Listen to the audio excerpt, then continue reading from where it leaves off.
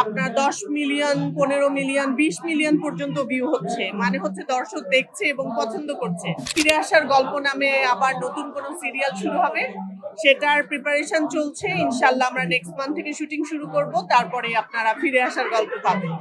দর্শক আসলে পছন্দ তো করছে, কারণ আমি দেখছি যে যে কাজগুলো করছি প্রত্যেকটারই ভিউ হচ্ছে প্রায় আপনার 10 মিলিয়ন, 15 মিলিয়ন, 20 মিলিয়ন পর্যন্ত ভিউ হচ্ছে, মানে হচ্ছে দর্শক দেখছে এবং পছন্দ করছে।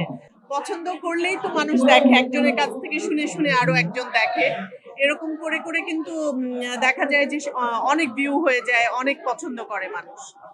তো সবকিছু মিলে ভালো লাগছে। ঈদে বেশ কিছু ভালো কাজ গেছে। আফজাল হোসেনের এগেনস্টে একটা কাজ ছিল, চয়নিকা চৌধুরীর লেখা এবং ডিরেকশনে, ওইটাও খুব ভালো গেছে। তো সবকিছু মিলে আসলে খুব দারুণ সময় পার করছি, অনেক সুন্দর সুন্দর গল্পে কাজ করছি, ভালো ভালো কাজের জন্য ডাক আসছে, ভালো লাগছে অনেক। সামিরের ফুপু দীপা খন্দকারের চাইতে এখন সবার কাছে ফুপু, এখন ফুপুই হয়ে গেছি। ভালো লাগে যে এরকম একটা কাজের জন্য স্বীকৃতি বা ওই নামটা ধরে ডাকছে, ওই রেসপেক্টটা দিচ্ছে, এটা তো অনেক বড় পাওয়া আমার কাছে।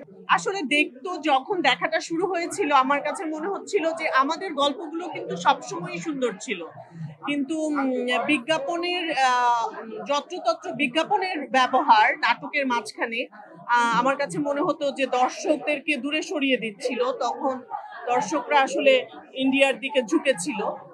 এখন আবার যেহেতু ইউটিউবের কল্যাণে একটানা দেখা যায় বা নিজের সময়ের মতো দেখা যায়, এটা আমার কাছে মনে হয় যে অনেক বড় একটা সুবিধা হয়েছে, কারণ এখন ব্যস্ত জীবন সবার, চাইলেই কিন্তু টিভির সময় মেনটেন করে নাটক দেখা হয় না।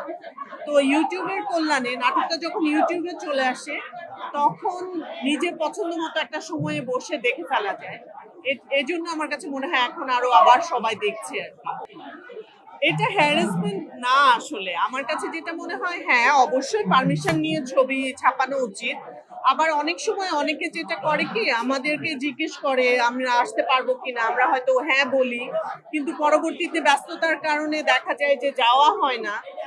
এরকমও হয়। তো দুই পক্ষরই আসলে একটু মিসআন্ডারস্ট্যান্ডিং এর ব্যাপার থাকে।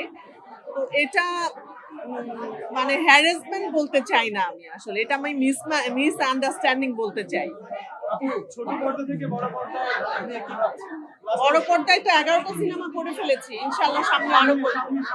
সামনে হাঙ্গর নামে একটা সিনেমা রিলিজ হবে, আর 2-1 মাসের মধ্যেই হয়তো মেবি আমার মনে হয় পূজার মধ্যে ওটা রিলিজ হবে।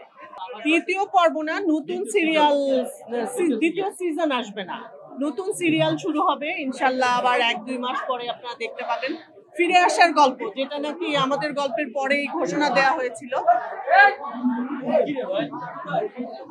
আমাদের গল্পের পরে ঘোষণা দেওয়া হয়েছিল যে ফিরে আসার গল্প নামে আবার নতুন কোনো সিরিয়াল শুরু হবে, সেটার প্রিপারেশন চলছে। ইনশাল্লাহ আমরা নেক্সট মান্থ থেকে শুটিং শুরু করব, তারপরে আপনারা ফিরে আসার গল্প পাবেন।